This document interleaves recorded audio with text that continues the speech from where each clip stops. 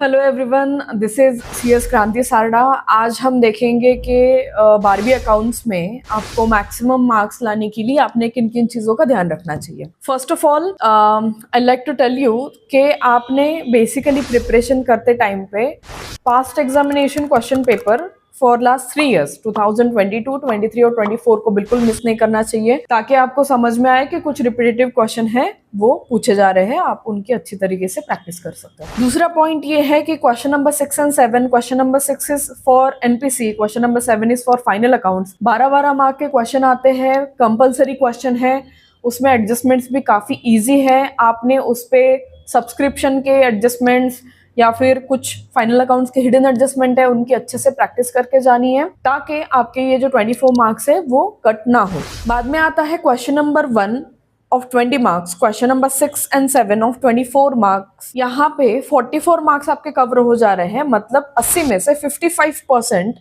You have already scored, अगर आप इसमें कुछ एरर नहीं करते हो। मार्च 2023 में question number 1B calculate the following पूछा गया था।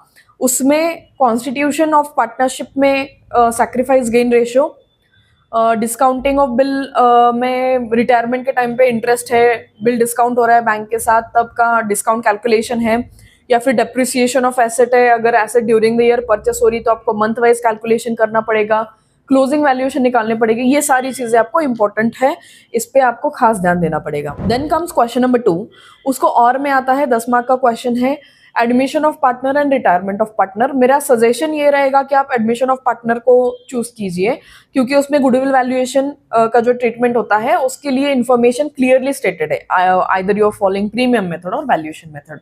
रिटायरमेंट में गुडविल का ट्रीटमेंट जो है थोड़ा ट्रिकी हो सकता है, कहीं पे वो रेज करने, राइट ऑफ करने बोलते हैं, तो वो आपको थोड़ा सा डिफिकल्ट जा सकता है। देन कम्स क्वेश्चन नंबर 4, इसमें company accounts, issue of shares को और में आता है कंप्यूटराइज्ड अकाउंटिंग, चैप्टर नंबर 10। अब कंपनी अकाउंट्स अगर आप चूज करते हो तो उसमें आपको फोरफीचर रीइश्यू तक की पूरी प्रैक्टिस करनी पड़ेगी, वो काफी ईजी है, जिसको अगर अंडरस्टैंडिंग क्लियर है तो उसको कंपनी अकाउंट्स ईजी जा सकता है।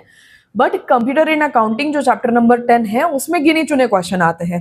So based on last 3 papers मेरा ये एनालिसिस कहता है कि उसमें आपको डिस्टिंक्शन आएगा मैनुअल अकाउंटिंग और कंप्यूटर अकाउंटिंग का, features and importance of computer in accounting या फिर कंप्यूटराइज्ड अकाउंटिंग। इसके ऊपर आपको क्वेश्चन नहीं आने वाले हैं, उसके जो वाउचर टाइप्स है वो आप लर्न करके जाइए, तो आपको ये थियरी